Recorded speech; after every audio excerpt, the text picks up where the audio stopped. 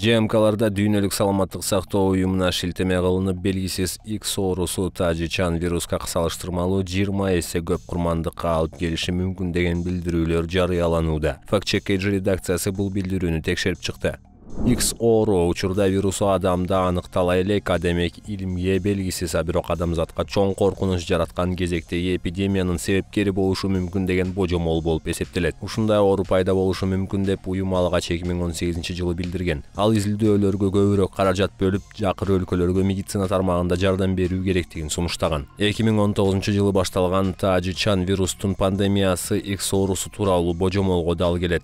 Учурда дүйнөлүк саламаттыкты сактоо уюмунун приоритеттүү тизмегине төмөнкү оорулар кирет: COVID-19, Крым-Конго геморрагиялык ысытмасы, Эбола вирусу, Ласса ысытмасы, жакынкы чыгыш респиратордук синдрому, Нипах жана хенипавирус оорулары, Рифт өрөөнүнүн ысытмасы, Зика. Бул тизмекке X оорусу да кошулган. 2024-жылдын январында айрым ЖМКлар Давостогу форумдун башталышында дүйнөлүк саламаттык сактоо уюмунун жетекчиси X оорусу тууралуу ал COVID-19га салыштырмалуу 20 эсе көбүрөөк курмандыктарга алып келиши ыктымалдыгын айтат деп божомолдошкон болчу. Бирок мындай билдирүү болгон жок. Илимге белгисиз оору 50 миллион адамдын өмүрүн алып кетиши мүмкүн деген божомолду вакциналар боюнча британдык жумушчу топтун эксперти Кейт Бингем айткан болчу. Бирок бул божомол анын гана пикири эле. Эч бир изилдөөлөр болгон эмес, далилдер да жок.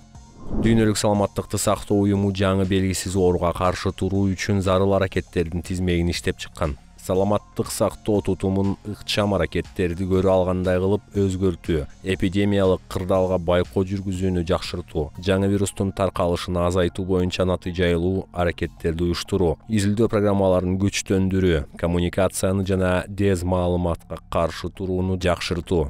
Тыянак далилденбеген белгисиз X оорусу тажичан вирустун пандемиясына салыштырмалуу 20 эсе көп курмандыкка алып келиши мүмкүн деген билдирүү айрым эксперттердин пикири түрүндө гана белгилүү жана ал изилдөөлөр менен тастыкталбаган.